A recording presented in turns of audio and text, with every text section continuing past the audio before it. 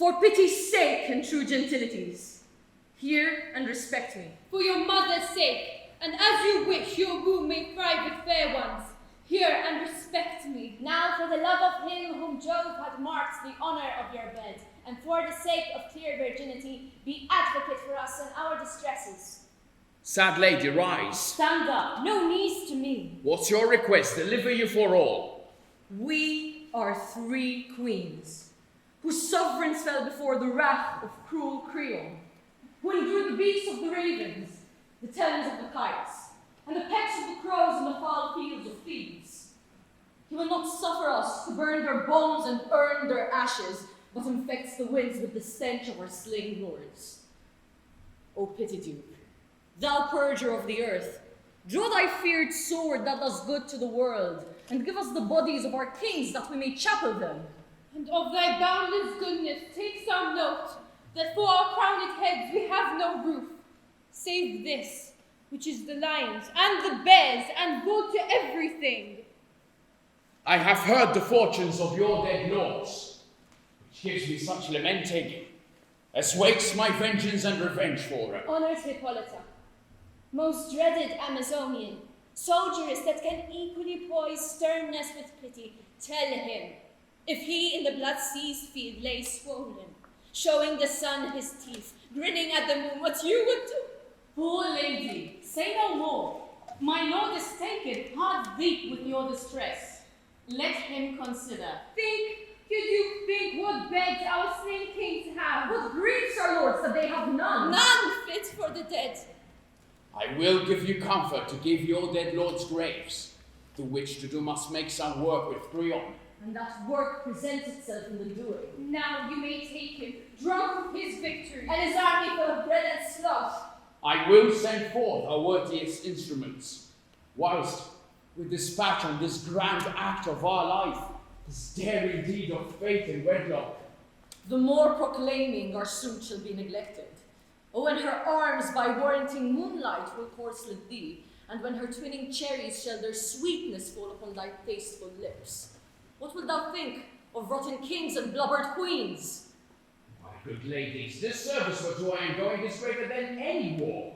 Good sir, prorogue this business that we are going about, and hang your shield afore your heart about that neck which is my fee, and which I freely give to do this poor queen's service. If you grant not my sister her petition, in that force with that celerity and nature which she makes it in, from henceforth I'll not dare ask you anything, nor be so hardy ever to take a husband.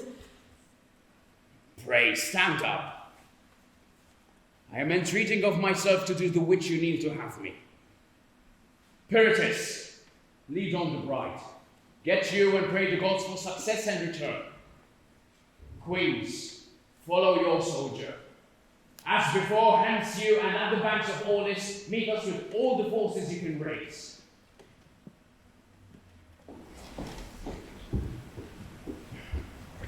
Since our theme is haste, I sang this kiss upon thy current lip. Sweet, keep it as my token. Now, farewell.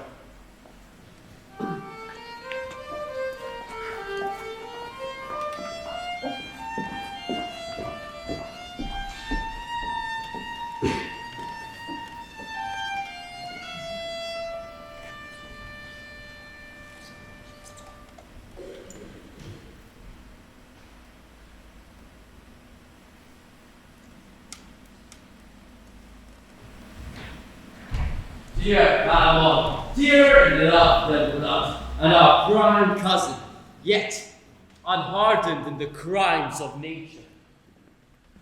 Let us leave the city Thebes and the temptings in it, before we further sully our gloss of youth, for to follow the common stream 'twould bring us to an eddy, where we should turn or drown. What strange ruin since first we went to school may we perceive walking in Thebes? Who then shall offer to Mars' so scorned altar? I do bleed when such I meet, and wish great Juno would resume her ancient fit of jealousy, to get the soldier work, the peace might purge for her repletion, and retain anew her charitable heart, now hard and harsher than strife or war could be. 'Tis not this I did begin to speak of, This is virtue of no respect in Thebes. I spake of Thebes, how dangerous, if we will keep our honors, it is for our residing, where every evil hath a good colour, where every seeming good's a certain evil. That which rips my bosom almost to the heart. Our uncle Creon. He, a most unbounded tyrant, whose successes makes heaven unfeared and villainy assured. Beyond this power, there's nothing. One that fears not to do harm. To do good, dares not. Let's leave his court, that we may nothing share of his loud infamy. Valerius, the king calls for you, yet be leaden-footed till his great rage be off him. Small winds shake him, but what's the matter? Theseus, who where he threats appalls, hath sent deadly defiance to him, and pronounces ruin to Thebes, who is at hand to seal the promise of his wrath. let's approach, but that we fear the gods in him. He brings not a jot of terror to us. Our services stand now for Thebes, not Creon.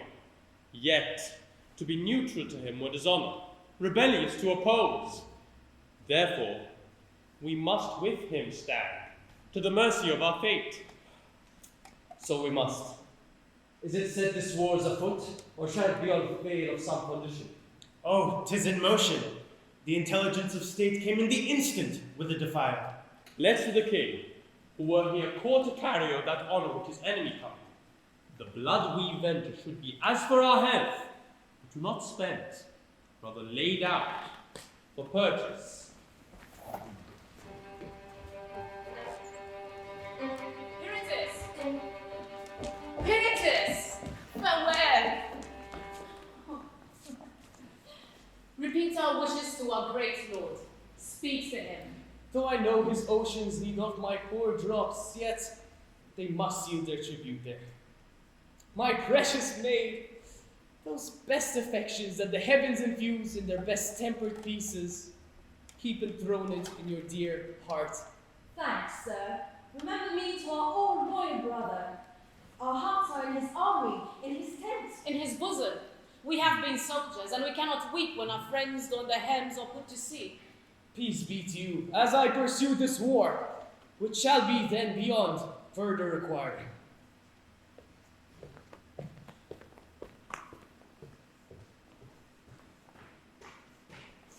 How his longing follows his friend. Have you observed him since our great lord departed? With much labour, and I did nothing for it. They too have cabined in many as dangerous as poor corner, peril and want contending. They have skipped torrents whose roaring tyranny and power in the least of these were dreadful, and they have fought out where death's self was lodged, yet fate had brought them off. Oh, their knots of love, tied, weaved, and tangled so true for so long, may be outworn, never undone. I think Theseus cannot be umpire to himself, cleaving his conscience into twain and doing each side like justice, which he loves best. Now, doubtless there is a best, and reason has no manners to say it is not you. I was acquainted once with a time when I enjoyed a playfellow. You were at wars when she the brave enriched, took leave when account was each 11. 'Twas Flavina. Yes. You talk of Pirithous and Theseus' love. Theirs has more ground, is more maturely seasoned, more buckled with strong judgment. And their needs, the one or the other, may be said to water their intertangled roots of love.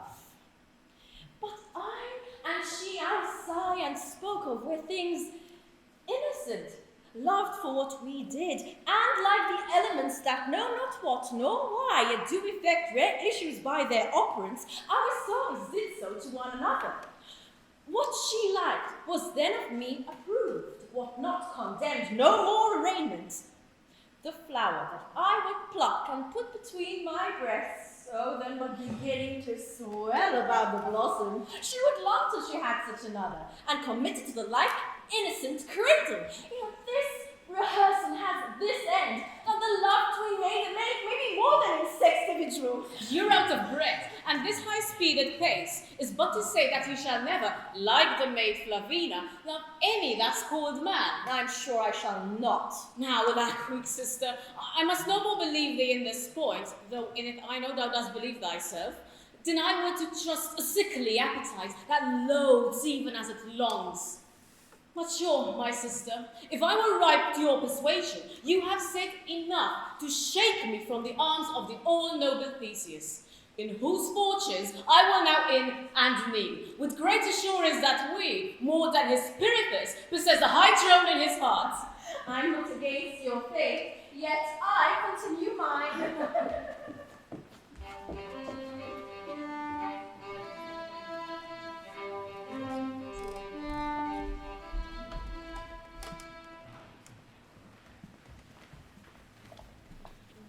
To thee no star shall be dark. Both heaven and earth friend thee forever. All the good that may be wished upon thy head, I cry amen to it. The impartial gods, who from the mounted heavens view us, the mortal herd, behold who err, and in their time chastise. Go, and find out the bones of your dead lords, and honor them with treble ceremony. So adieu, and heaven's good eyes look upon you.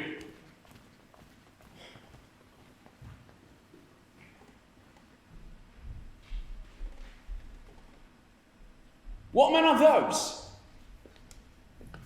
Men of great quality, as may be judged by their appointment. Some of Thebes have told their sisters' children, nephews to the king. By the helm of Mars, I saw them in the war, like to a pair of lions mid which prey, make lanes and troops aghast. I fixed my note constantly on them, for they were a mark worth a god's view. What are they called? Archite and Palamon. They are not dead. Nor in a state of life, yet they breathe and have the name of men. Then like men use them, all our surgeons convent in their behoof. For their lives concern us much more than Thebes is worth. For our love and great Apollo's mercy, all our best, the best skill tender. If they recover, in prison keep them, whilst we ponder on their fate.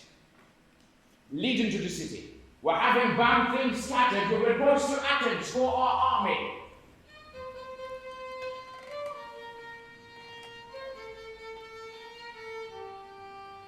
I may part with little while I live. Something I may cost you, not much. Alas, the prison I keep, though it be for great ones, yet they seldom come. Before one salmon, you shall take a number of minnows. I am given out to be better lined than I am. I would I were really what I am delivered to be. Marry what I have, be it what it will. I will assure upon my daughter at the day of my death. Madam, I demand no more than your own offer. I will estate your daughter in what I have promised. We will talk more of this when the solemnity has passed. But have you a full promise of her? When this shall be seen, I tender my consent. Madam, I have. Here she comes. Your friend and I have chanced to name you here, upon the old business. But no more of that now. So soon as the courtry is over, we will have an end of it. In the meantime, look tenderly to the two prisoners. I can assure you they are princes. Oh, I go now to clean their chamber. It is pity they are in prison, and 'twere a pity should they be out. I do think they have the patience to make any adversity ashamed. The prison itself is proud of them, and they have all the world in their chamber. They are famed to be a pair of absolute men. I heard them in the war to be the only doers. Nay, most likely, for they are noble sufferers. I marvel to think how they would have looked had they been victors. That with such a constant nobility and forced freedom out of bondage, making misery their mirth and affliction a toy to jest at. Do they so? Of course. It seems to me they've no more sense of their captivity than I of ever ruling Athens. They eat well, look merrily, discourse of many things, but nothing of their own restraint and disasters. Yet sometime a divided side breaks from one of them, and the other gives it so sweet a rebuke that I could wish myself a side to be so chid, or at least a sire to be comforted. I never saw him. The Duke himself came privately in the night, and so the day. Look, yonder they are. That's Archite archite looks out. No, mother, no, that is Palamon. Archite is the lower of the twain. You may perceive a part of him. Go to, leave your pointing. They would not make us their objects. Out of their sight. It is a holiday to look on them.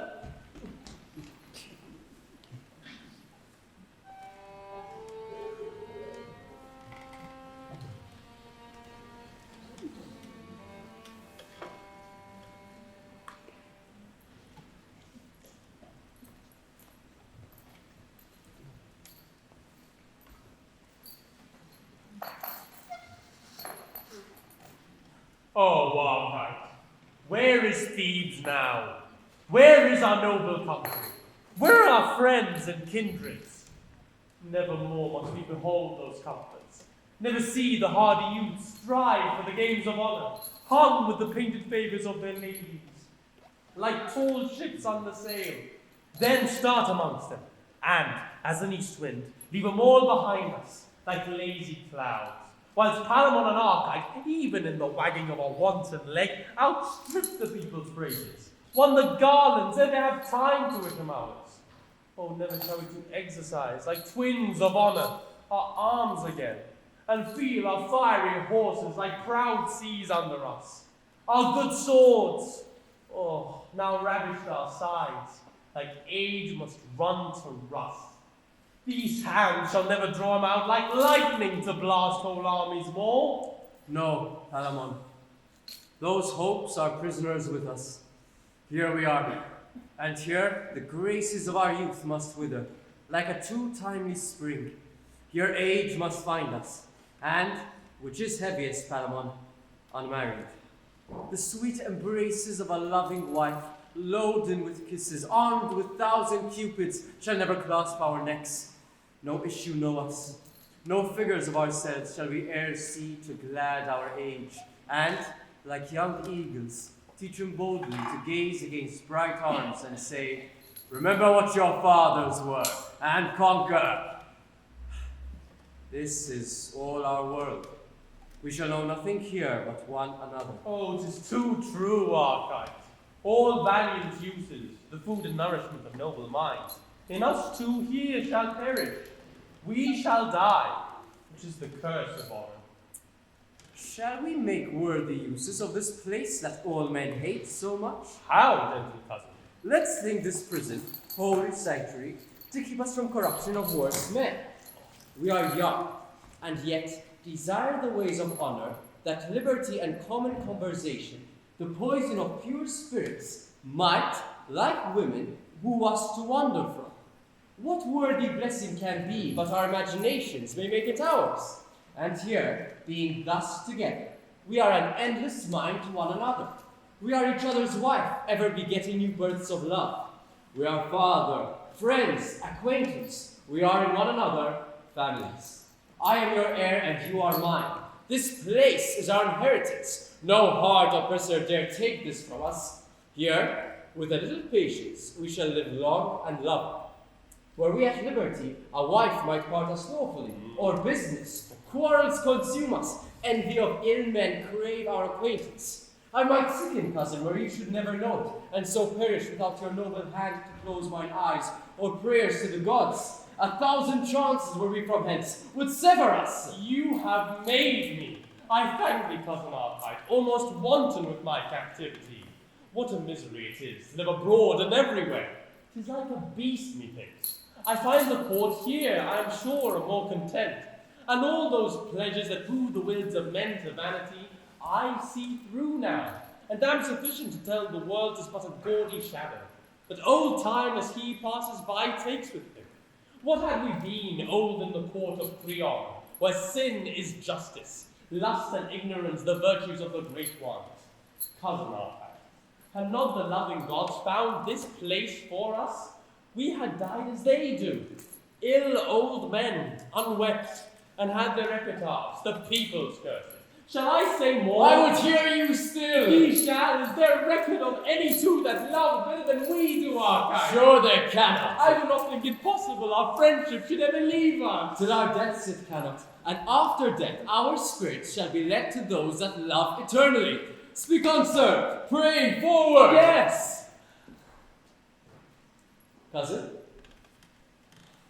Cousin. Cousin. How do you say? Why Panama? Never till now was I in prison, Archite. What? What's the matter now? Behold and wonder! By heaven, she's a goddess. Huh. Do reverence, she's a goddess, Archite. She is wondrous fair. She is all beauty extant. What think you of his beauty? 'Tis a rare one. Is but a rare one? Yes, a matchless beauty. Might not a man well lose himself and love her? I cannot tell what you have done. I have, beshrew mine eyes for it. Now I feel my shackles. You love her then? Who would not? And desire her? For my liberty. I saw her first! That's nothing. But it shall be. I saw her too. Yes, but you must not love her. I will not, as you do, to worship her, as she is heavenly and a blessed goddess. I love her as a woman, to enjoy her, so both may love. You shall not love at all. Not love at all. Who shall deny me? I that first saw her. I that first took possession of all her beauties and her reveal it to mankind. If thou lovest her, or entertainest a hope to blast my wishes, thou art a traitor, Archite, and a fellow falsest thy title to her. Friendship, blood, and all the ties between us, I disclaim if thou once think upon her. Yes, I love her. And if the lives of all my name lay on it, I must do so. I love her with my soul. If that will lose ye, farewell, Panama.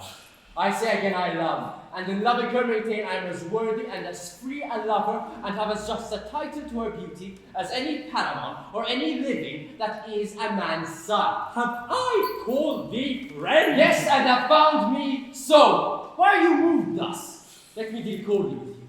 Am not I part of your blood, part of your soul? You have told me that I was Panama, and you were Archite. Yes! Am I not liable to those affections? Those joys, griefs, angers, fears, my friend shall suffer? He may be. Why then would you deal so cunningly, so strangely, so unlike a noble kinsman to love alone?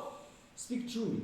Do you think me unworthy of her sight? No, but unjust that thou pursue that sight. Because another first sees the enemy, shall I stand still and let mine honor down and never charge? Yes, if he be but one. But say that one had rather combat me. Let that one say so, and use thy freedom. Else if thou pursuest her, be as that cursed man that hateth her, a branded bitch. You are mad. I must be, and in this madness, if I hazard thee, and take thy life, I deal but truly. Fie, sir, you play the child extremely. I will love her. I must. I ought to do so, and I dare. And all this just. Oh, that now! Thy false self and thy friend have but misfortune. Oh, to be 1 hour at liberty, and grasp our good swords in our hands. I will quickly teach thee what 'twere to filch affection from another. Thou art baser in it than a cut purse. Put but thy head out of this window more, and as I have a soul, I'll nail thy life to it. Thou darest not, fool! Thou canst not, sir. Thou art feeble. Put my head out, I'll throw my body out and leave the garden when I see her next, and pitch between her arms to anger thee. No more keep this company. I shall live to knock thy brains out with my shackles. Do! By your leave, gentlemen. Now, dear lady! Lord Archite, you must presently to the Duke, because I know not yet. I am ready, keeper. Prince Palamon, I must a while bereave you of your fair cousin's company.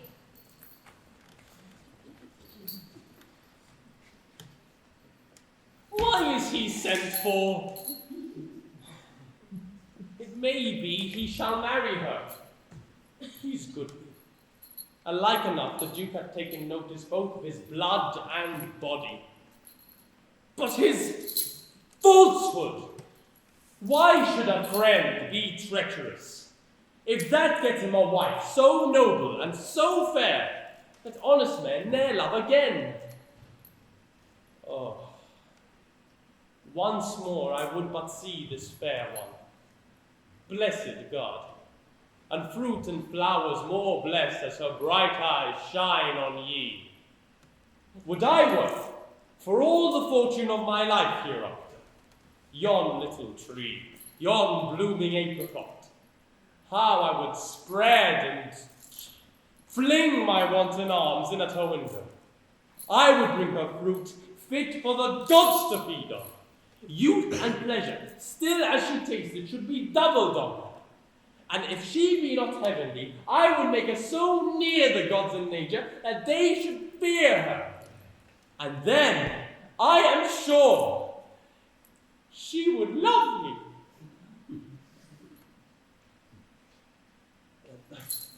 How now, keeper? Where's our cat? Banished.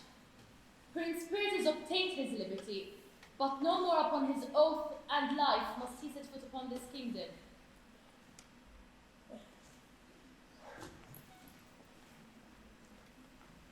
Banished. He's a blessed man. He shall see Thebes again, and call to arms the bold young men that when he bids them charge, fall on like fire. Oh, Archite shall have a fortune if he dare make himself a worthy lover, yet in the field to strike a battle for her. And if he lose her then, he's a cold coward. But how bravely may he bear himself to win her if he be noble, Archite, 1,000 ways. Oh, were I at liberty, I would do things. Oh, of such virtuous greatness that this lady, this blushing virgin, should take manhood to her and seek to ravish me.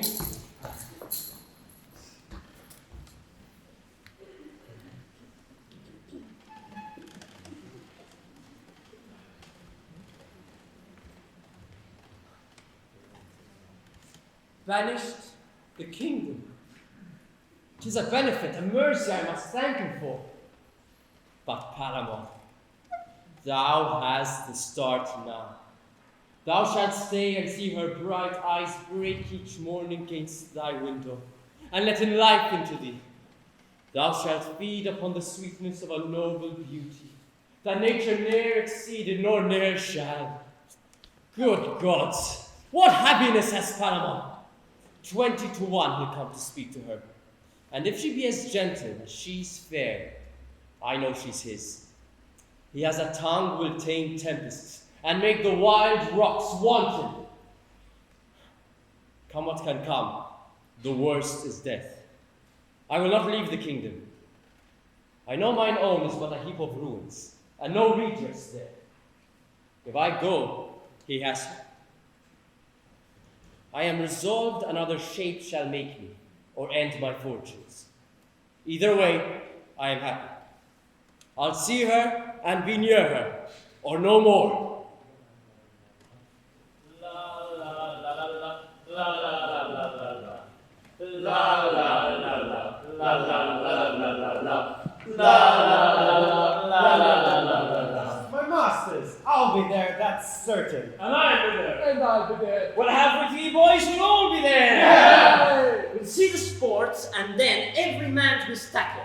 And sweet companions, let's rehearse before the ladies see us, and do it sweetly, and God knows what may come of it. Content, the sports in Fontaine, quick, come Hey, boys! La la la la la la la la. Oh, hold! By your leaves, honest friends, pray you, whither go you? To the games, I think. Are there such games today? Yes, marry, there are, and such as you've never seen. The Duke himself will be in person there. Oh, what pastimes are there? Wrestling and running. 'Tis a pretty fellow. Good down how long? Oh, not yet, sir. Well, sir, take your own time. Come, boys. La la la la la la la la la. My mind misgives me. This fellow has the trick for running. Mark how his body's made for it. Here on, hero stags. Come, lads. La la la la la la la la la la la la.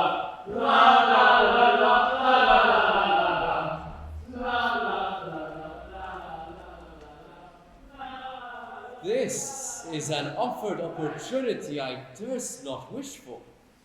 Well, I can run, swifter than wind upon a field of corn, curling the wealthy ears never flew. I'll venture, and in some poor disguise be there.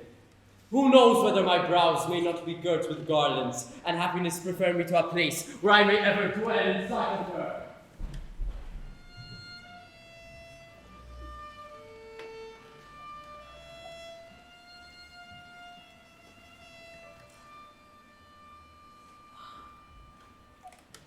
Why should I love this gentleman? 'Tis odds he will never affect me. I am base. My mother, the mean keeper of his prison, and he, a prince. Well, to marry him is hopeless. To be his whore is witless, out upon't. What pushes are we wenches driven to when 15 has once found us? First I saw him, and I seeing thought he was a goodly man. He has as much to please a woman in him, if he pleased to bestow it so, as ever these eyes yet looked on. Next I pitied him, as would any wench of my conscience that has ever dreamed or vowed her maidenhead unto a young handsome man. Then I loved him, extremely loved him, infinitely loved him, and yet he had a cousin, fair as he too, but in my heart was Paramon. And there, Lord, what a coil he keeps. Oh, to hear him sing in an evening, what a heaven it is. And yet his songs are sad ones. When I go to bring him water in the morning, he first bows his noble body, and then salutes me thus: "Gentle maid, good morrow. May thy goodness get thee a happy husband." Once he kissed me, and I loved my lips the better 10 days after that.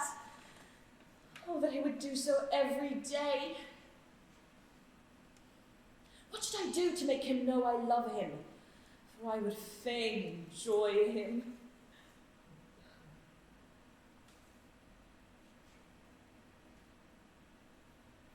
Say I ventured to set him free. What says the law then? Thus much for law or kindred. I'll do it. And this night, maybe tomorrow, he will love me.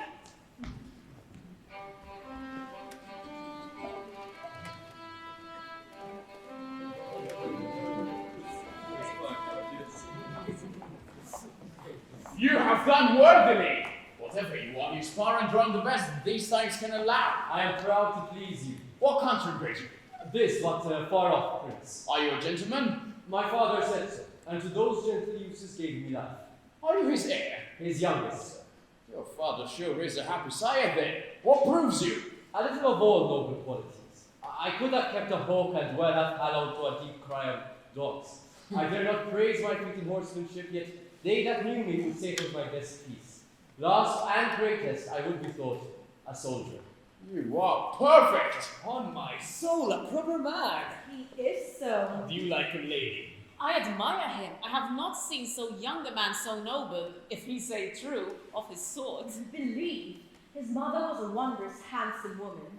His face, methinks, goes that way. But his body and fiery mind illustrate a brave father. Mark how his virtue, like a hidden sun, breaks through his base or garments. He's well got, sure. What made you seek this place, sir?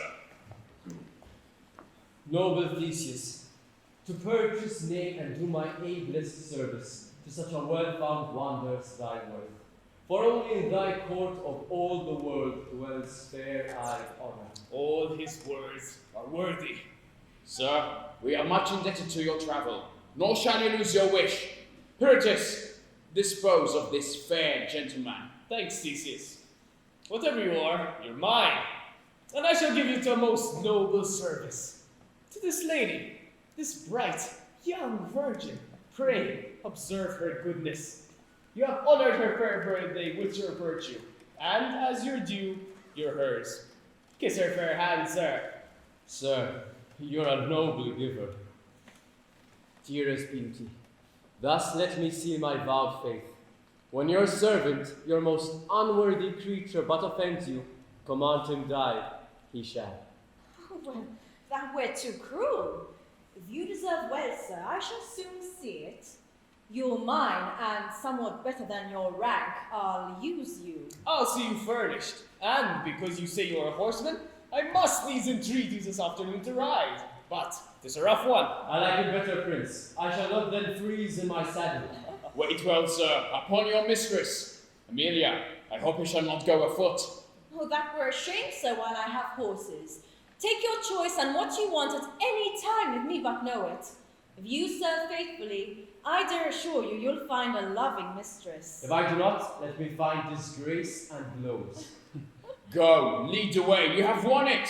It shall be so. You shall receive all dues fit for the honor you have won. 'Twere wrong else. Sister, beshrew my heart.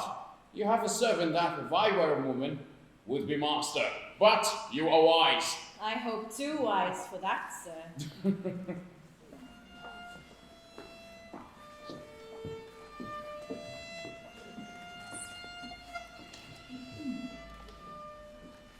Let all the dukes and all the devils roar, he is at liberty.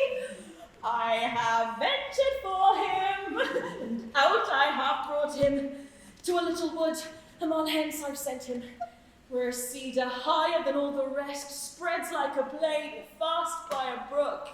And there he shall stay till I provide him keys and food, for yet his iron bracelets are not off.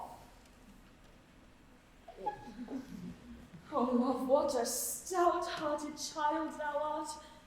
My mother does better have endured cold iron than done this. I love him beyond love and beyond reason, or wit, or safety. And I have made him know it. I cannot, I am desperate. If the law find me and condemn me for it, some wenches, some honest-hearted maids will sing my dirge and tell everyone my death was noble, that I died almost a martyr. The way he takes, my purpose is my way too now. Surely he cannot be so unmanly as to leave me here. Oh, if he do, maids will not so easily trust men again. And yet he's not thanked me for what I've done. No, not so much as kissed me. And methinks that isn't so well. No matter. I'll provide him the necessaries and pack my clothes up, and where there is a patch of ground I will venture, and by him like a shadow I'll ever dwell.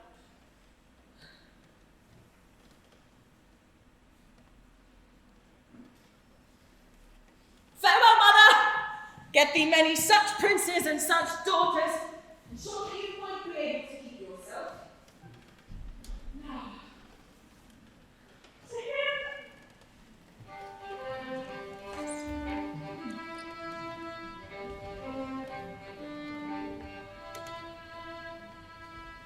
Oh, Queen Amelia, tell me, O Lady Fortune, next after Amelia, my sovereign, how far I may be proud.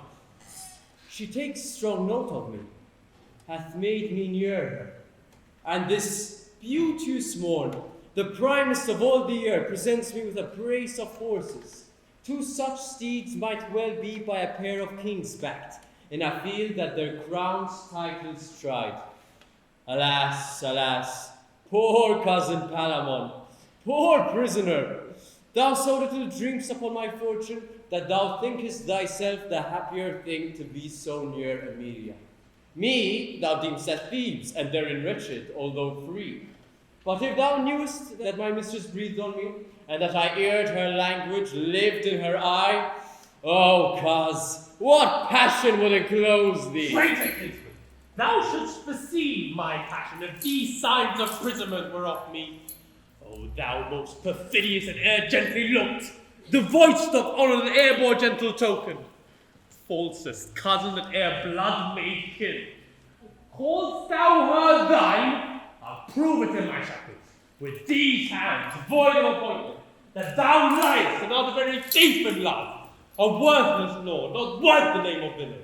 Had I a sword... Dear cousin Patamon. Cousin Arcite, give me language as thou hast showed me feet. Oh, 'tis your passion that thus mistakes, the which to you being enemy cannot to me be kind. Honor and honesty I cherish and depend on, howsoe'er you skip them in me. And with them, fair cuz, I'll maintain my proceedings. Pray be pleased to show in generous terms your griefs, since at your questions with your equal, who professes to clear his own way with the mind and sword of a true gentleman. That thou durst, Arcite! Quit me of these cold jive. Give me a sword, though it be rusty, and the charity of one meal lend me. Come before me then, a good sword in thy hand, and do but say that Amelia is thine. I will forgive thee the trespass thou hast done me. Yea, my life with them thou carried. And brave souls in shades that have died manually, which will seek of me some news from earth, they shall hear none but this. Thou art brave and noble.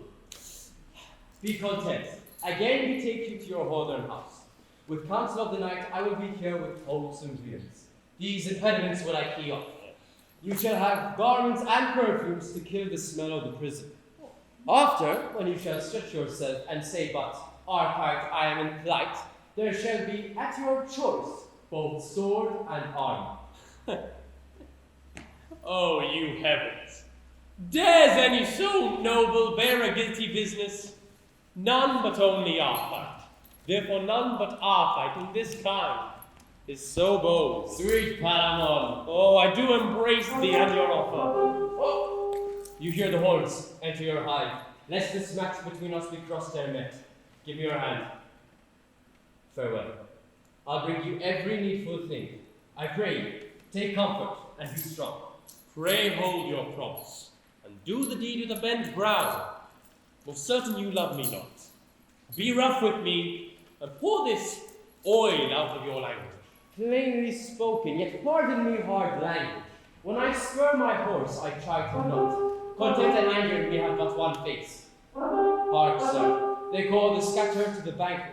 You must guess I have an office there. Sir, your attendance cannot please heaven, and I know your office unjustly is achieved. I am persuaded this question, sick between us, by believing must be cured.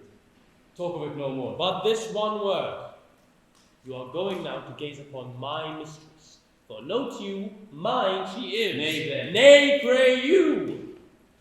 You talk of feeding me to breed me strength. You are going now to look upon a sun that strengthens what it looks on. There you have advantage over me. But enjoy it till I may enforce my remedy. Farewell.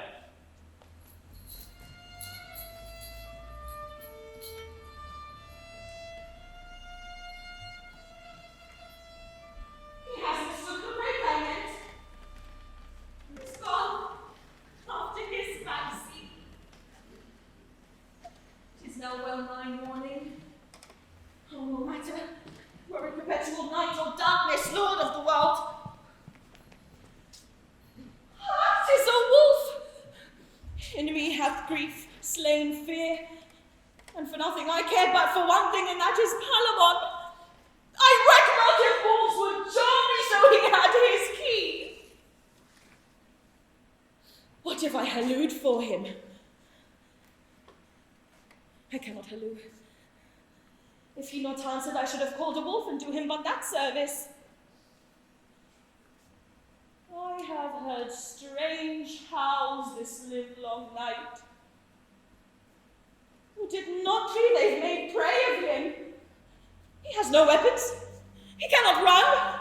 The jangling of his gyves might call fell things to listen who haven't them a sense to know a man is unarmed and can smell where resistance is. I'll set it down, he is torn to pieces. They howled many together and then they fed on him. so much for that. Be bold to ring the bell. How stand I then? All's done when he's gone. My mother's to be hanged for his escape, myself to beg if I prize life as much as to deny my act, but that I would not, should I try death by dozens. I am moped. Food I took none these 2 days. Sip some water. I've not closed mine eyes save for when my lids scoured off their brine. Alas, dissolve my life. Let not my sense unsettle, lest I be mad or hang or kill myself. O state of nature, fail together in me, since thy best props are warped. Which way now?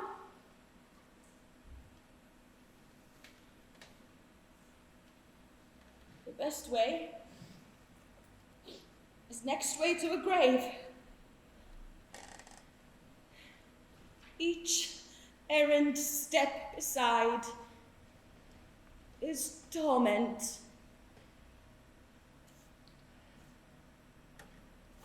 Lo, the moon is down.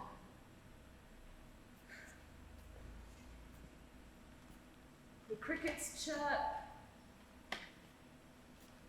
The screech owl holds in the door. All offices are done save for what I failed in. But the truth is this: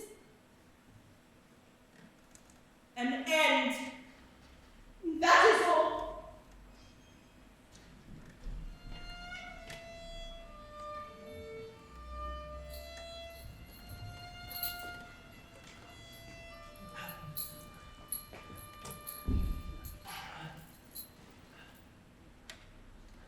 Oh, Cousin Paramon. Pat? The same. I have brought you food and a key. Come forth and fear not. Here's no thesis. No, not so honest, Archive. That's no matter. We'll argue that hereafter. Come, take courage. You shall not die thus beastly. Here, sir, drink. I know you are faint. Then I'll talk further with you.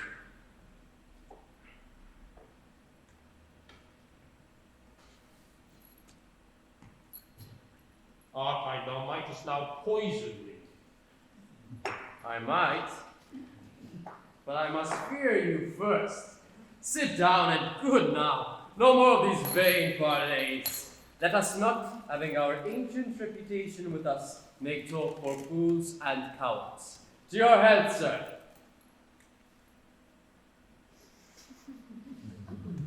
Well, sir, I'll pledge you. Drink a good hearty draught. It breeds good blood, man. Do not you feel it, though you? I'll tell you, after a drop or two more. Spare it not, the Duke has more cuts. Eat now. Is not mad lodging here in the wild woods, cousin? Yes, for them that have wild consciences. I'll taste your victuals. Your hunger needs no sauce, I see. Not much, but if it did, yours is too tart, sweet cousin. Give me more wine.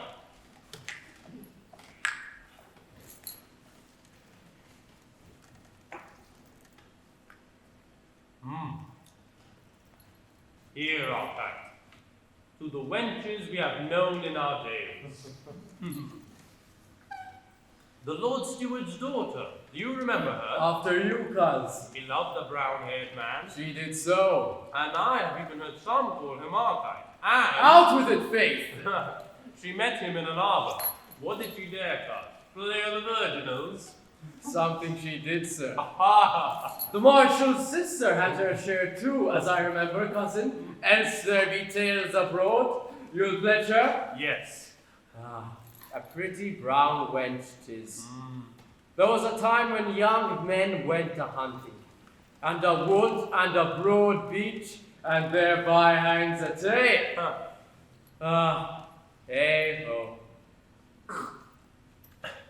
For Amelia, upon my life, fool, away with this strain and mirth. I say again, that sigh was breathed for her. You are wide. By heaven and earth, there's nothing in the honest. Then I'll leave you. You are a beast now, as thou makest me, traitor. There's all things needful. Food, shirts, and perfumes. I'll come again some 2 hours hence and bring that shall quiet all. A sword and armor. Fear me not. You are now too foul. Farewell. Get off your trinkets. You shall want Lord. Sarah, hear no more. He keep touch. He dies for it.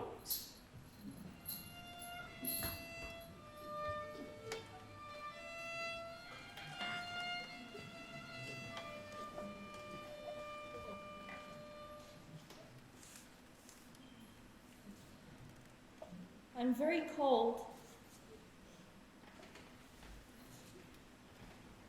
Oh, the stars are out too. The little stars and all that. Oh, they look like spangles. The sun has seen my folly. Alamon? Calamon? No, alas, he is in heaven. Where am I now? Yonder's the sea. And there's a ship. Oh, how it tumbles. And there's a rock lies watching beneath the water. But now it beats upon it.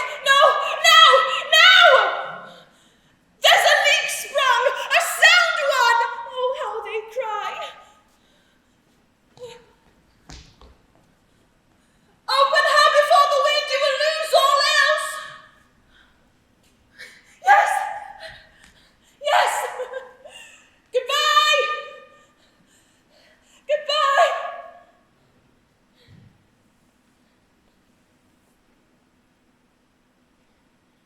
They're gone.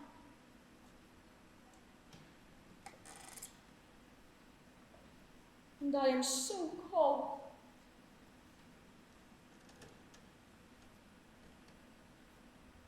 Cold as the grave.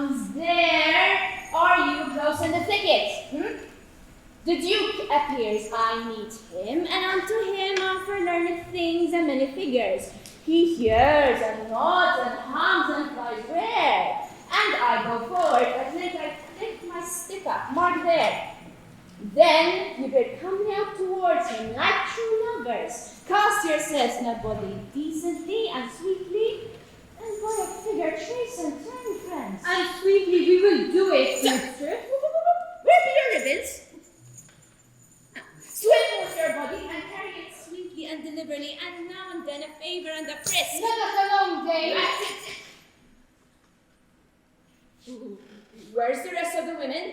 Disperses to go on. But here's a woman wanting. What shall we determine, Joe? Nothing. Our business has become a nullity. Yea, and a woeful and a piteous nullity. Well, you jolly gallants, and whither are you bound? Oh, let me have your company till I come to the sound. Oh. There were 3 fools fell about an owlet. One said he was an owl, and the other said nay, and the third said he was a hawk, but his bells were cut away. This dainty madwoman, dame, comes in the nick mad as a March hare. If we get her dance, we are made again. I warrant her should do the rarest gambols. A mad woman? We're made, friends. And are you mad, good woman? I would be sorry else. Give me your hand. Why, I can tell your fortune. Oh.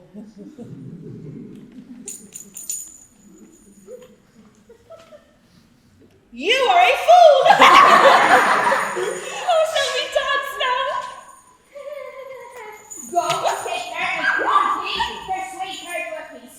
Strike up and lead her in. Come, lads, let's begin. Persuasively and cunningly. Hark, I hear the horse. Give me some indication and mark your cue. Ballas and Swarby. This way, Scott Cook. We're here, some country sport for my life. Well then, go forward. Ladies, sit down. Who's stage? All hail, doughty duke, all hail, sweet ladies.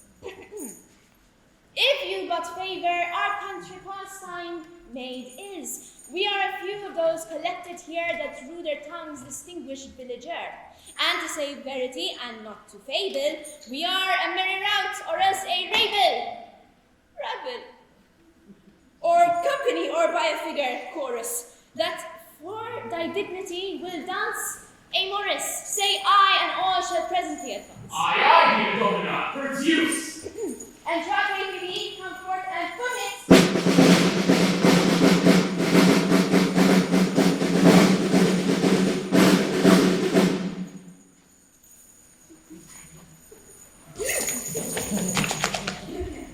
Music.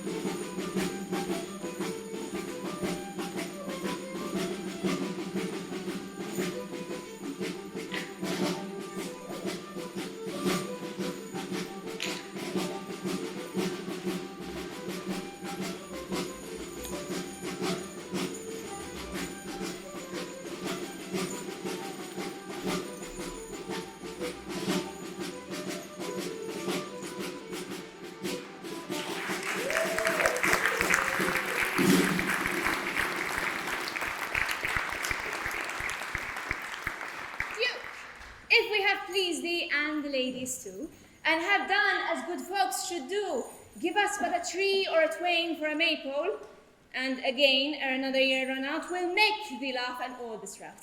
Take 20, Domina. Come now, my sweetheart. Never so pleased, sir. 'Twas an excellent dance, and for preface, I've never heard a better. Good day, I thank you. Princess, see him all rewarded. And here's something to paint your pole withal. Now, to our sports again. And may the stag thou hunt stand long, and thy dogs be swift and strong. May they kill him without let, and the ladies eat his dowsets. Ye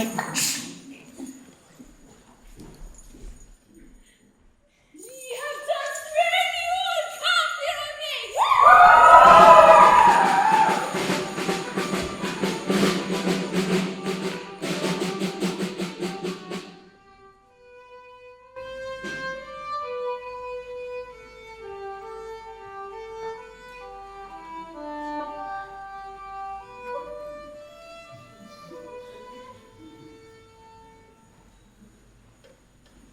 About this hour my cousin gave his faith to visit me again, and with him bring 2 swords and 2 good arms.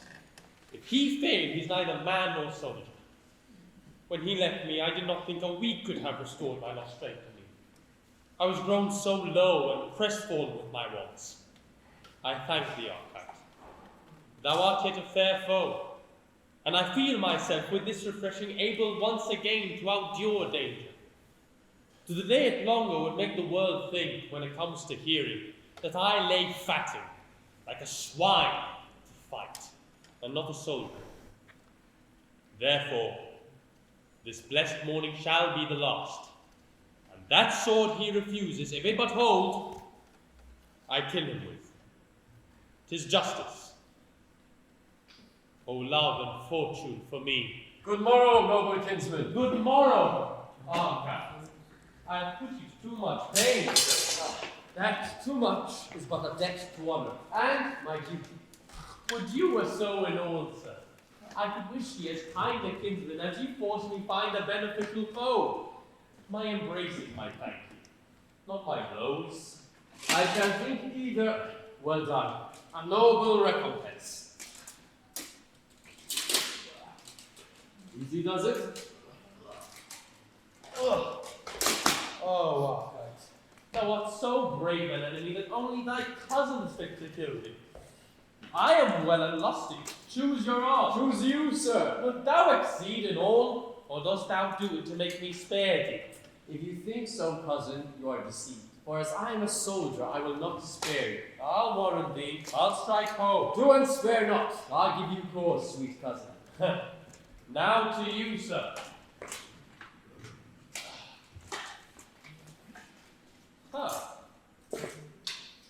Methinks this armor, Archite, Yes. is very much, very much like that thou wast that day the 3 kings fell, but lighter. That was a very good one. And that day, I well remember, you outdid me, cousin. Oh, stop. I shall not. I never saw such valor, such strength, such heroism. Oh, you. Was what the one on the... Yes. With the... Indeed. With the broad, with the 3... You know it. Oh, the tales we could tell, Palamon. The stories we could preach. There will come a time when we shall have no more tales to tell between us.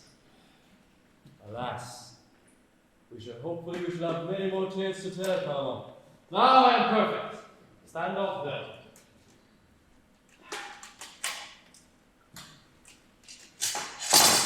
Take my sword. I hold it better. I thank you. No, keep it. Your life lies on it. Here's one. If it but hold, I ask no more for all my hopes. My cause and honor guard me. And me, my love. Is there aught else to say?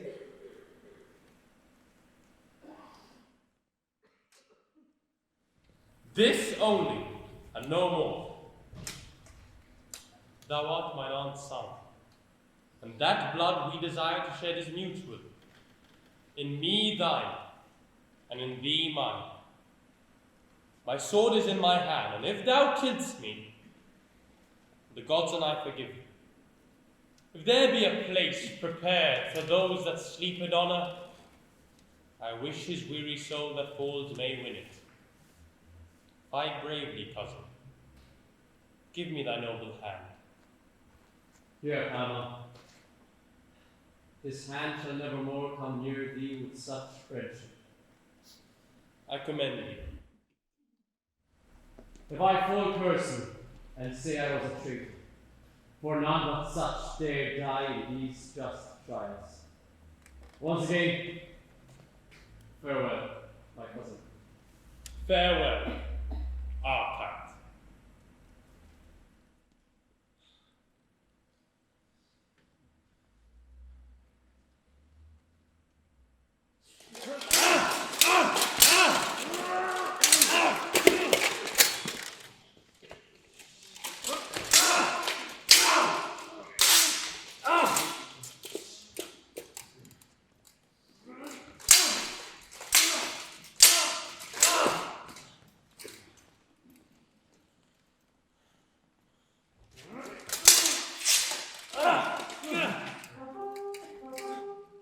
Look, cousin, look!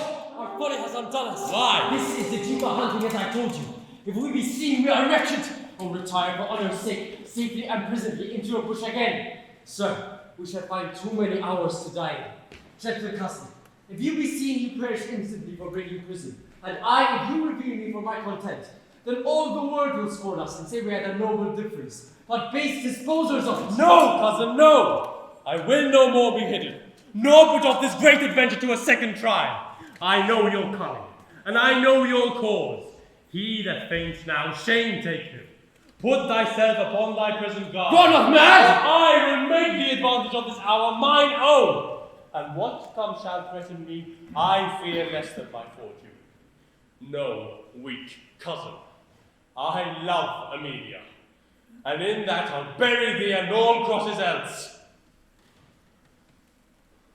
Then come what can come. Thou shalt know, Palamon, I dare as well die as discourse or sleep. Only this fears me. The law will have the honor of our ends. Have thy life! Look to thine own well, Archite!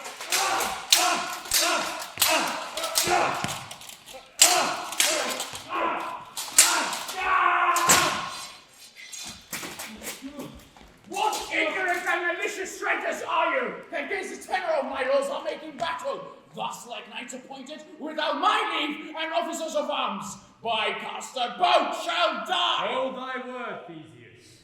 We are certainly both traitors, both despisers of thee and of thy goodness. I am Palamon, that cannot love thee, he that broke thy prison. Think well what that deserves. And this is Archite, a bolder traitor never trod thy ground, a false and e'er seemed friend. This is the man was begged and banished. This is he contends thee on what thou darest do, and in this disguise, against thine own edict, follows thy sister, that fortunate bright star, the fair Amelia, whose servant, if there be a right in seeing and first bequeathing of the soul to, justly I am, and, which is more, dares think her his. This treachery, like a most trusty lover, I called him now to answer. If thou beest as thou art spoken, great and virtuous, the true decider of all injuries, say fight again. And thou shalt see me, O Theseus, do such a justice as thou thyself wilt envy. Then take my life. I'll woo thee to it. Oh, heaven, what more than man is this? I have sworn! We seek not thy breath of mercy, Theseus. 'Tis to me a thing as soon to die as thee to save, and no more moved. Where this man calls me traitor, let me say this much. If in love be treason, in service of so excellent a being, as I love most, and in that faith will perish, as I have brought my life here to confirm it, as I have served her truest, worthiest, as I dare kill this cousin that denies it. So let me be most traitor, and ye pleasing. For scorning that I eat, Duke, ask that lady why she is spared, and why her eyes command me stay here to love her. And if she say, traitor, I am a villain fit to lie unburied. Thou should have pity of us both, O Theseus, if unto neither thou show mercy. Stop as thou art just, thy noble ear against us.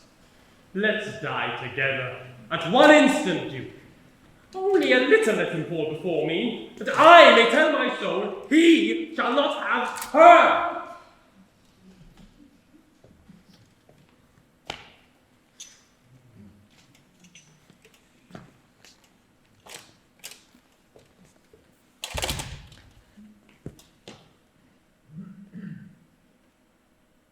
I grant your wish. For to say true, your cousin has 10 times more offended. For I gave him more mercy than you have found, sir. Your offences being no more than his. None here speak for him. For ere the sunset both shall sleep forever. Alas, the pity! Now or never, sister. Speak, not to be denied. That face of yours will bear the curses for after ages for these lost cousins. In my face, dear sister, I find no anger to him, nor no ruin. The misadventure of their own eyes kill him. Yet that I would be woman, and have pity. My knees shall go to the ground, but I'll get mercy. Help me, dear sister. In a deed so virtuous, the powers of all women will be with us.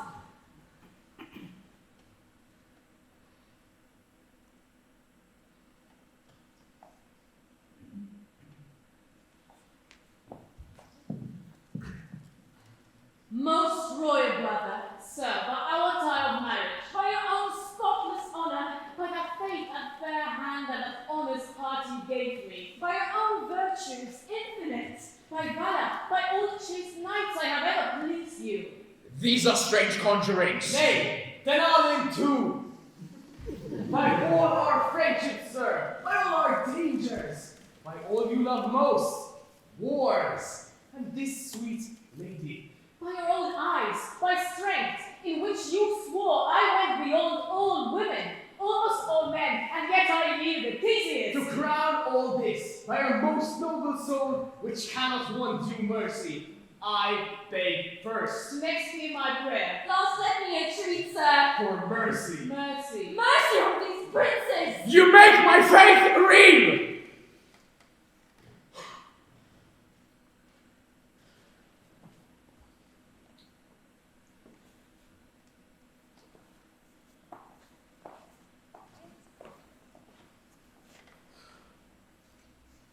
Say I felt compassion to them both. How would you place it? Upon their lives, but with their banishments. You are a right woman, sister. You have pity, but once the understanding where to use it. If you desire their lives, invent a way safer than banishment. Can these two live and have the agony of love about them and not kill one another? Every day they fight about you. I will bring your honor in public question with their swords. Be wise then, and forget them. I have said, they die. Better to fall by the law than one another. Bow not my honor. Oh, my noble brother, that oath was rashly made, and in your anger your reason will not hold it. If your vows stand for express will, all the world must perish. Beside, I have another oath against yours, of more authority, I'm sure more love. Not made in passion neither, but good heed. What is it, sister? Urge it home, brave lady. Shall anything that loves me perish for me? That were cruel wisdom. Do men prune the straight young boughs that blush with thousand blossoms because they may be rotten? Oh, Duke Theseus, the goodly lovers that have groaned for these, and all the longing maids that ever loved, shall curse me and my beauty. For heaven's sake, save their lives and banish them. On what conditions? Swear 'em, nevermore to make me their contention, or to know me, to tread upon thy dukedom, and to be, wherever they shall travel, ever strangers to one another. I shall be cut to pieces before I take this oath. Forget I love her? Oh, all ye gods, despise me then. Thy banishment I not mislike, so we may fairly carry our swords and cause along. Else never trifle, but take our lives, Duke. I must love, and will, and for that love, must, and dare kill this cousin on any piece the earth has. Will you, Archite, take these conditions? He's a villain then. No, never, Duke. 'Tis worse to me than begging to take my life so basely. Though I think I never shall enjoy her, yet I'll preserve the honor of affection and die for her. What shall be done? For now I feel compassion. Let it not fall again, sir. Say, Amelia, if one of them were to die, as one must, are you content to take the other to your husband? They cannot both enjoy you. They are princes as good as your own eyes, and as noble as fate ever spoke of. Look upon them, and if you can love, end this difference. I give consent. Are you content too, princes? With all our souls. He who she refuses must die, then. Any death thou canst invest, Duke. Make choice, then. I cannot, sir. They are both too excellent. What will become of them?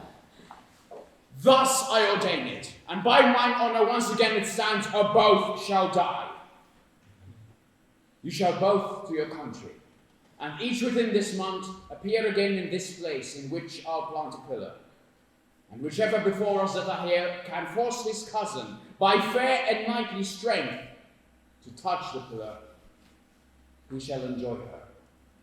The other loses his head, nor shall he grudge to fall, nor think that he dies with interest in this lady. Will this content ye, princes? Yes. Here, cousin Arcite. I am friends again till that hour. I embrace ye. Are you content too, sister? Yes, I must, sir, as both miscarry. Come, as you are gentlemen, let this quarrel sleep until the hour prefixed, and hold your course. When ye return, he who wins I'll settle here. Who loses, yet I'll weep upon his bier.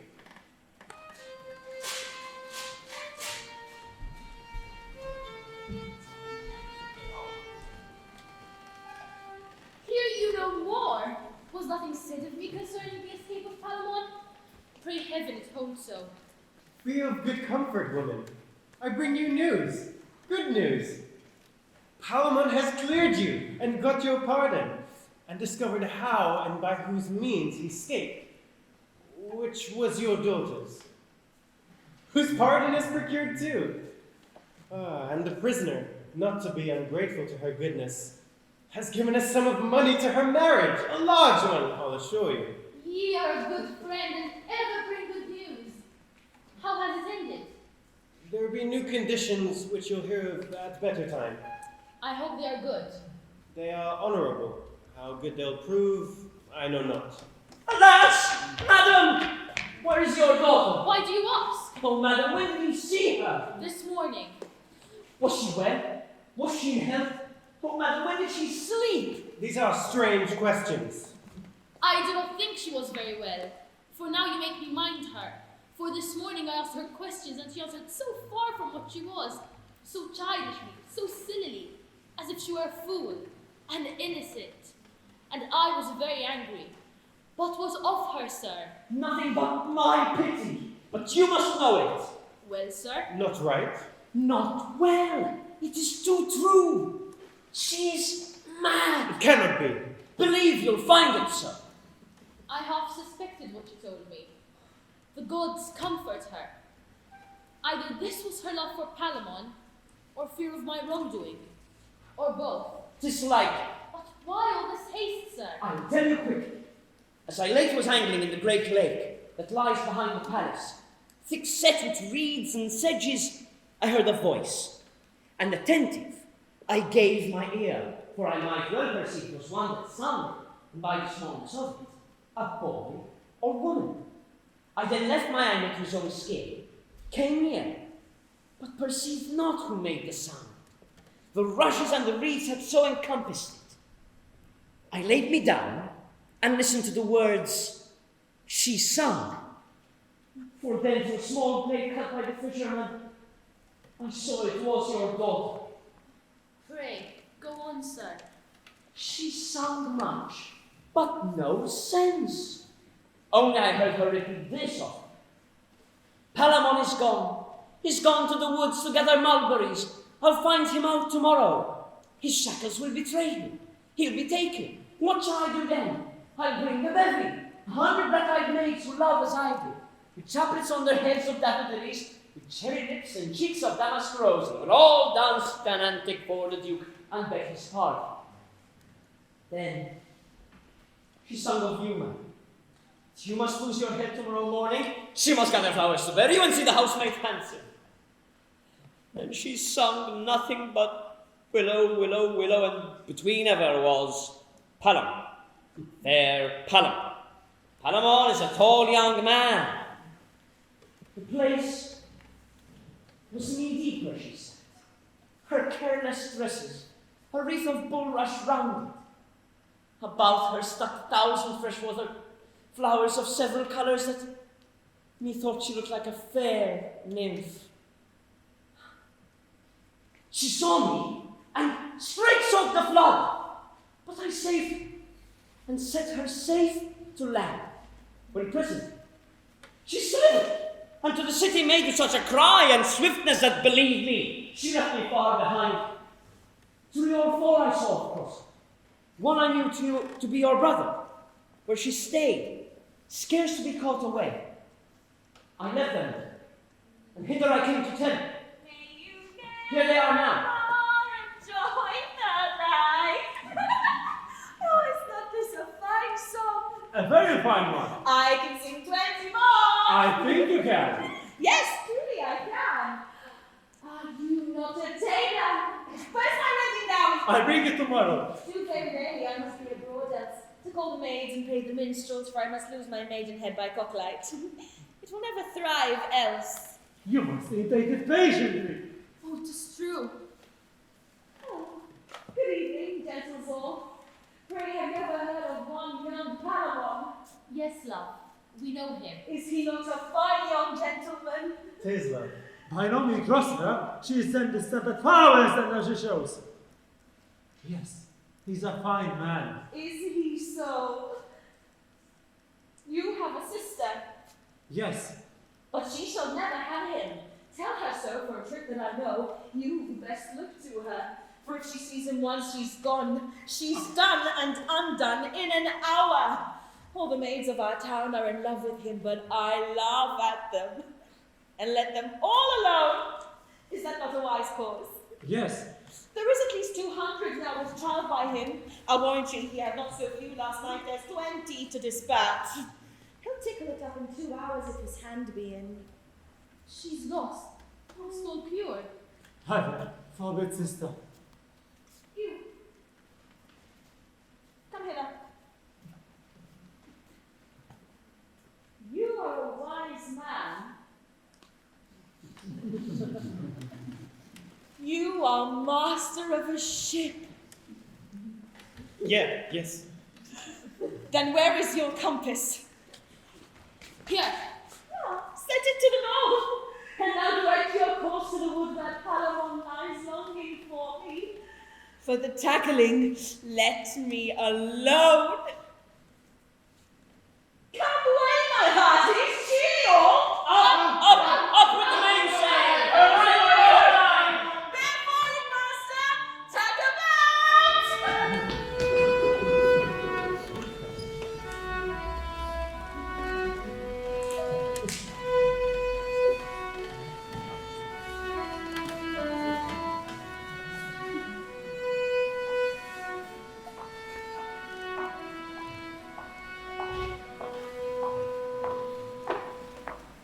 Yet I may bind these wounds up that must open and bleed to death for my sake else.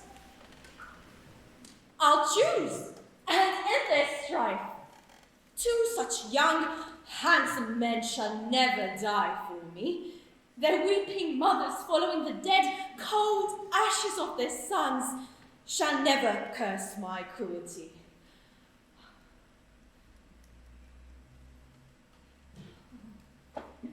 Good heaven, what a sweet face has our kite. What an eye, what fiery sparkle and quick sweetness has this young prince. Oh, I ask thy pardon, Palamon. Thou art alone and only beautiful. And these, the eyes, these, the bright lamps of beauty that command and threaten love. And what fair maids dare cross them? Oh, I am sotted, utterly lost. For if my brother had even now asked me whether I had loved, I had run mad for Arcite, now my sister more for Palamon. What a mere child is fancy, that of having two fair gods of equal sweetness, cannot distinguish, but must cry for both.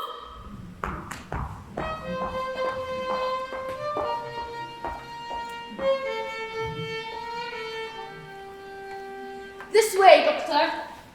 Her distraction is more at some time of the moon than at other some, is it not? She's continuing in a harmless distemper, Doctor.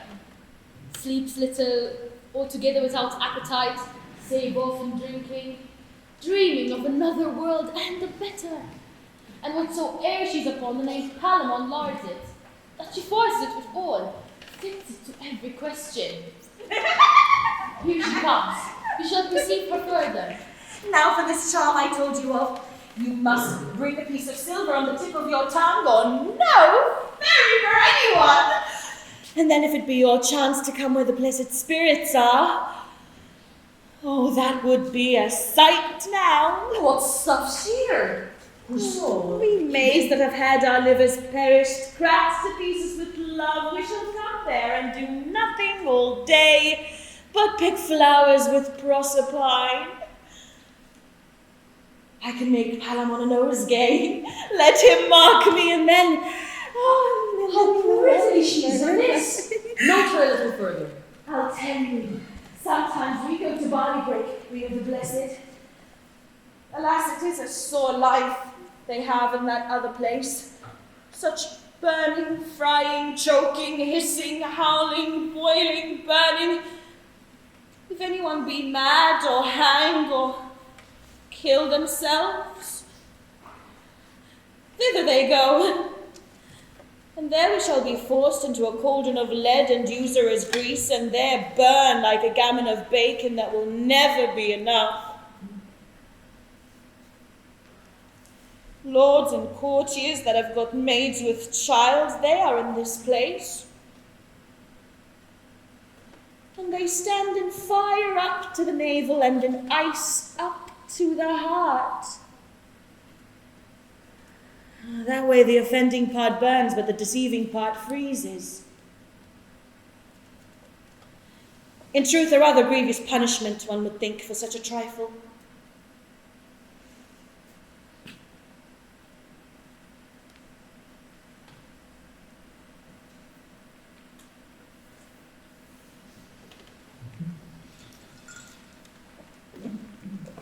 What think you of her, Doctor? I think she has a perturbed mind, which I cannot minister to. Alas, what then? Understand, has she ever affected any man ere she beheld Palamon? I was once in great hope that she had put her liking on this young man, my friend.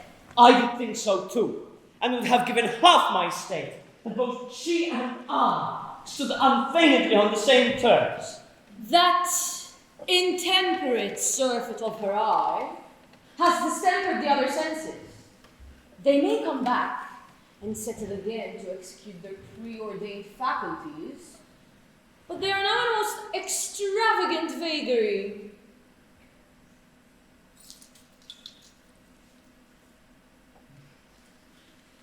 Take upon you, young sir, the name of Palamon. Say you come eat with her and to commune of love. This will catch her attention, for this her mind beats upon. Sing to her such green songs of love as she says Palamon hath sung in prison. Come to her with such sweet flowers as the season is mistress to, and thereto add some other compounded odors which are grateful to the sense. All of this will become Palamon, for Palamon is sweet, and Palamon can sing, and every good thing. Desire to eat with her, carve her, drink to her, and still among intermingle your petition of good grace and affection in her favor.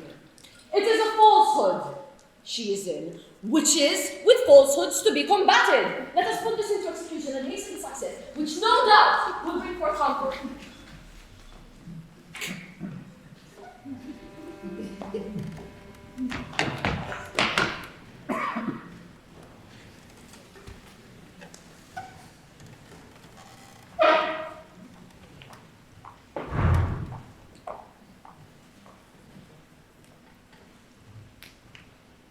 Now let them enter, and before the gods tender their holy prayers.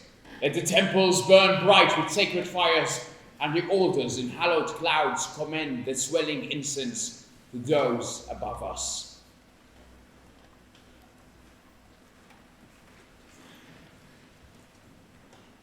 O mighty one, great Mars, instruct me, thy pupil, youngest follower of thy drum, with military skill, that to thy lord I may advance my streamer, and by thee be styled Lord of the Day.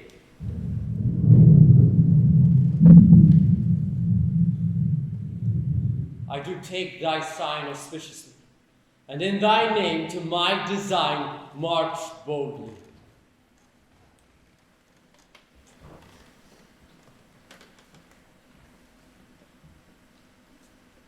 Our stars must glister with new fire, or be today extinct. Our argument is love. Hail, Venus, sovereign queen of secrets, who hast the power to call the fiercest tyrant from his rage and weep unto a girl, that hast the might, even with an eyeglass, to choke Mars's drum and turn the alarm to whispers. Take to thy grace me, thy vowed soldier, who do bear thy yoke. O then, most soft, sweet goddess, bless me with a sign of thy great pleasure.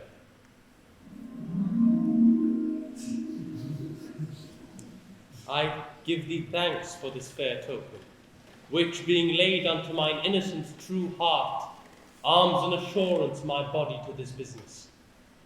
Time comes on.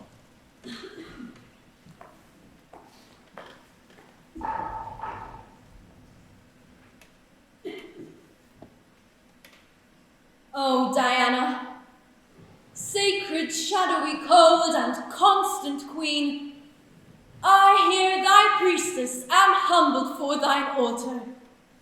Sacred silver mistress, lend thine ear to my petition, seasoned with holy fear. This is my last of vestal office. I am bride-habited, but maiden-hearted. A husband I have pointed, but do not know him. Out of two, I should choose one and pray for his success, but I am guiltless of election. Therefore, most modest queen, he of the two pretenders that best loves me and has the truest title in't, let him take off my wheaten garland, or else grant the virgin quality that I hold, that I may continue in thy band.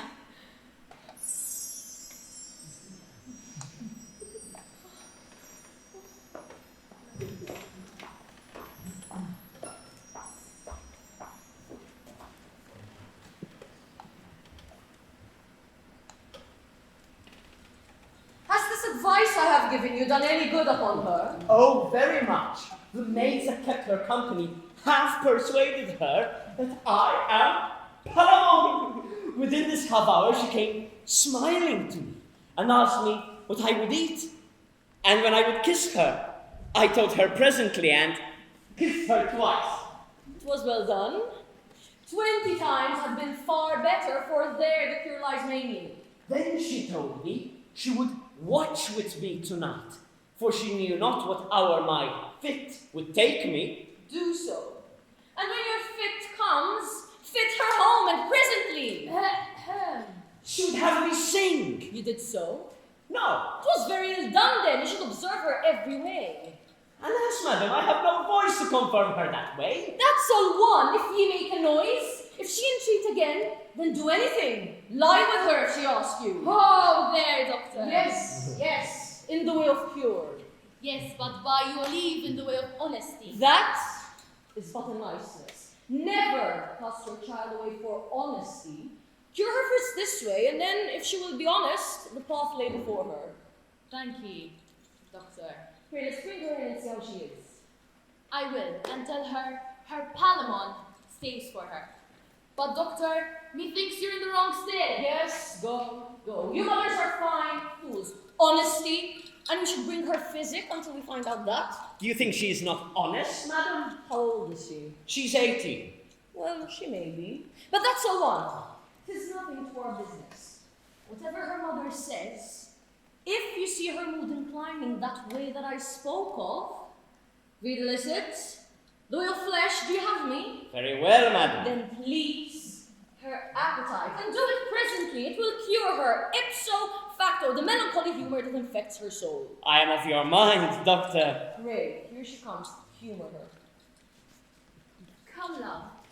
Your love stays for you and has done this long journey to visit you. I thank him for his gentle patience. He is a kind gentleman, and I am much bound to him. Did you never see the horse he gave me? Yes, How do you like him? he's a very fair one. You never saw him dance? No. I have, often. He dances very finely, very comely. And for a jig, come, don't tell him he dances like a top. Having these virtues, he might be good at tennis. Alas, that's nothing. Can he read and write too? A very fair hand, and cuts himself the accounts of all his hay and plunder.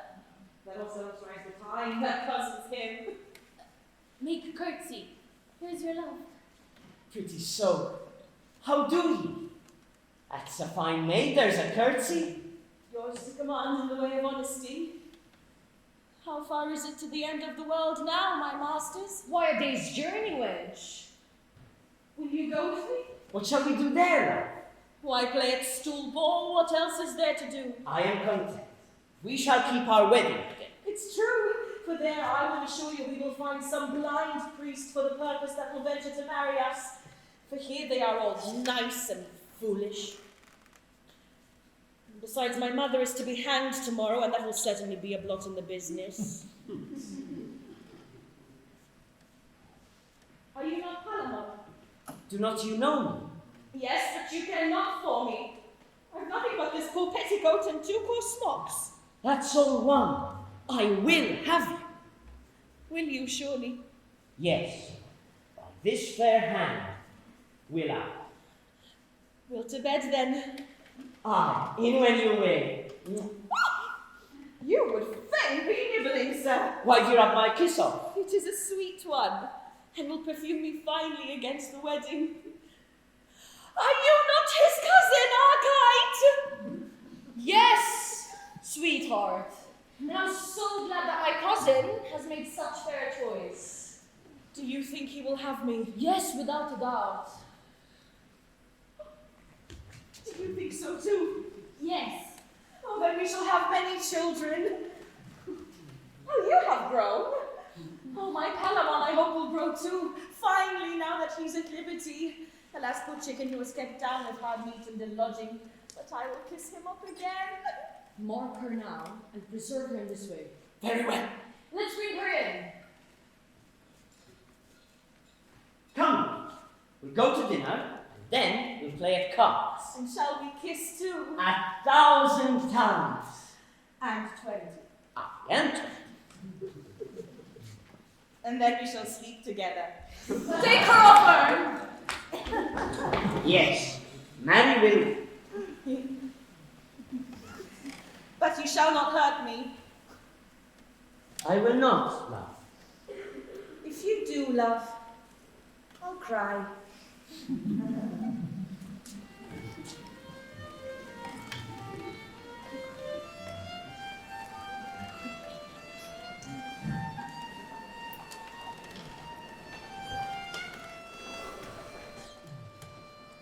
On no step further. Will you lose this sight? I had rather see a wren hawk at a fly than this decision. Every blow that falls threats a brave life. Each stroke laments the place whereon it falls and sounds more like a bell than blade. I'll stay here. It is enough my hearing shall be punished with what shall happen, against the which there is no dealing, but to hear, not taint mine eye with dread sights that make shun. Sir, my good lord, your sister will no further. Oh, she must. You must be present. You are the victor's meed, the prize and garland to crown the question's title. Pardon me. If I were there, I'd cry. You must be present. This trial, Esther, in the night, and you are the only star to shine. I am extinct. There is but envy in that light which shows the one the other. You must go. In faith, I will not. Why, the knight must kindle the valor in your eye. No, of this war you are the treasure, and must needs be by to give this service pay. Sir, pardon me. A title of a kingdom may be tried out of itself. Well, then at your pleasure.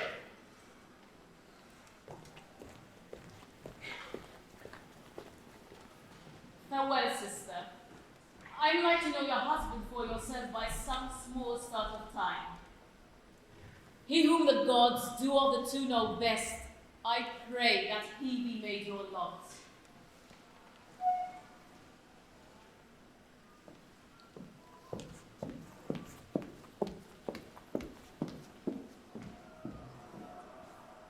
Hark!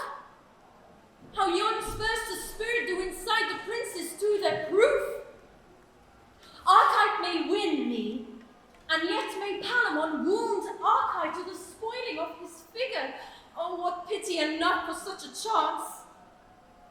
If I were by, I might do hurt, for they would glance their eyes toward my seat, and in that motion omit a ward or forfeit our fence that craved that very time. Oh, it is much better I am not there, or better never born than minister to such harm. Madam! What is the chance? Madam! The cries of Palamon! Oh, then he has won. 'Twas ever likely.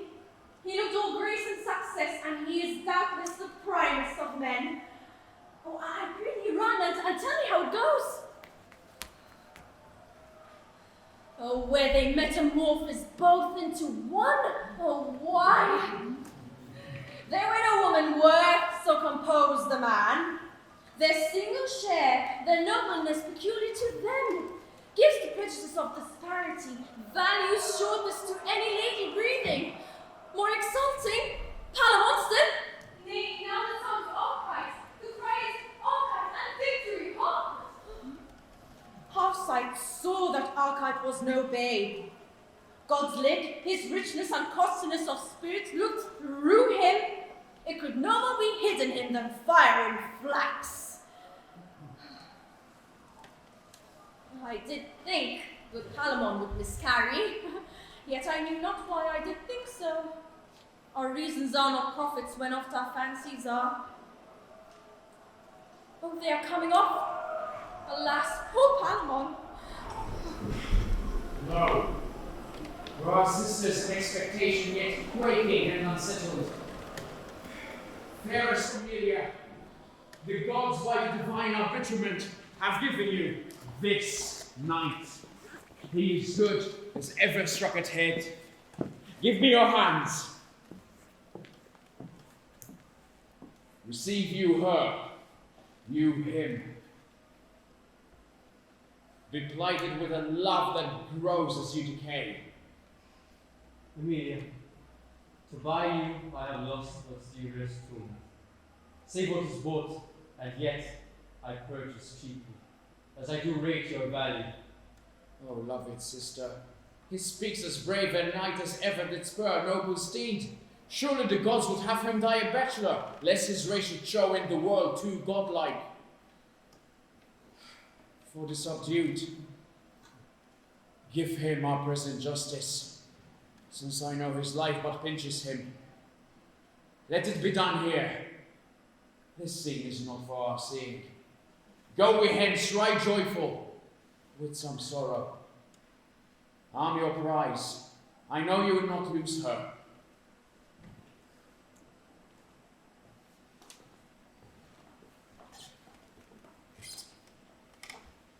Hippolyta, I see one eye of yours conceives a tear, in which it will deliver. Infinite pity, that four such eyes should be so fixed on one, that two must needs be blind for it. So it is, but Palamon must die.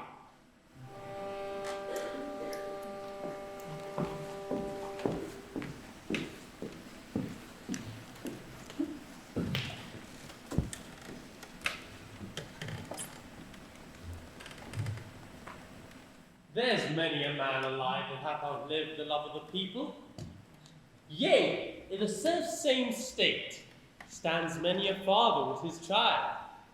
Some comfort we have by so considering. We expire, and not without men's pity. To live still, have their good wishes. We prevent the loathsome misery of age, beguile the gout and rheum that in lag hours attend the grey approaches. We come towards the gods young and unweaponed, not halting on the crimes many and stale. That sure shall please the gods sooner than such, to give us nectar with them, for we are more clear spirits. Aha, my friend! Your gentle daughter gave me freedom once. You'll see it done now forever. Pray, how does she? I heard she was not well. Her kind of ill gave me some sorrow. She is well restored, sir, and is to be married soon. By my short life I am most glad of it. 'Tis the last thing I shall be glad of. Prithee tell her so. Commend me to her. And, to peace her portion, tender her this. Adieu. And let my life be now as short as my leave taking. To the scaffold.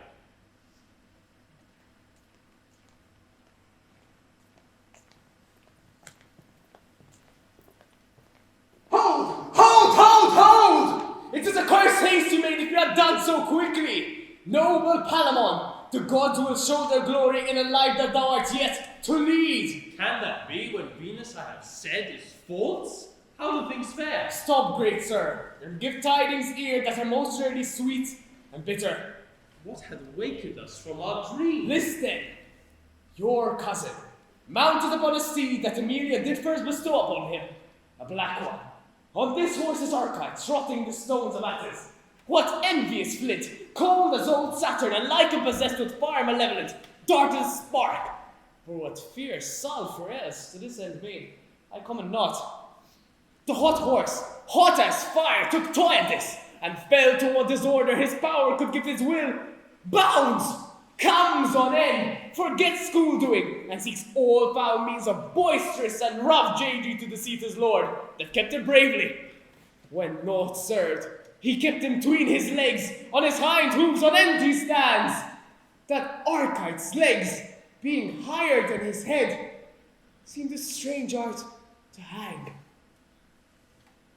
His victor's wreath even then fell off his head, and presently backward the jade comes o'er, and his full poise becomes the rider's load. Archite? Dead! Yet is he living, but such a vessel it is that floats but for the surge that next approaches. He much desires to have some speech with you. Lo! He appears! O miserable end of our alliance! The gods are mighty, Archite. If thy heart, thy worthy, manly heart, be yet unbroken, give me thy last words. I am Palamon, one that yet loves thee, dying. Take Amelia, and with her all the world's joy. Reach thy hand. Farewell. I have told my last hour. I was false, yet never treacherous. Forgive me, cousin. One kiss from fair Amelia.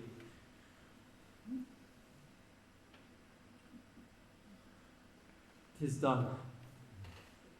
Take her. I die. Thy brave soul seek Elysium. I'll close thine eyes, Prince.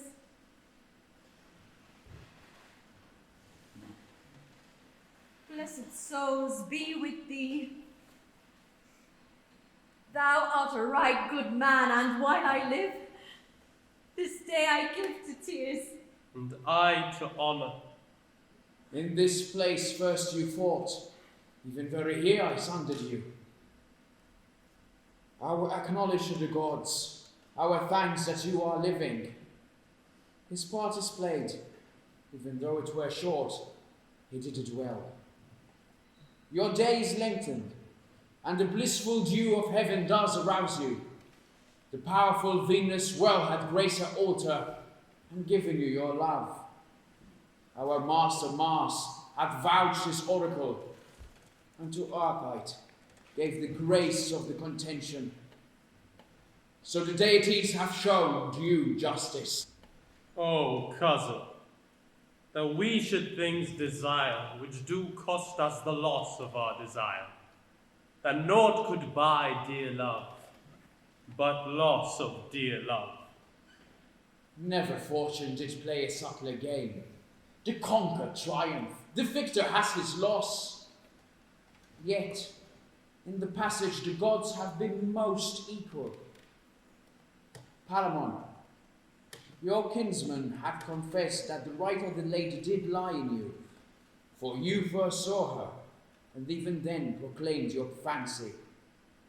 He restored her as your stolen jewel, and desired your soul to send him hence, forgiving. The gods my justice take from my hands, and they themselves become the judges.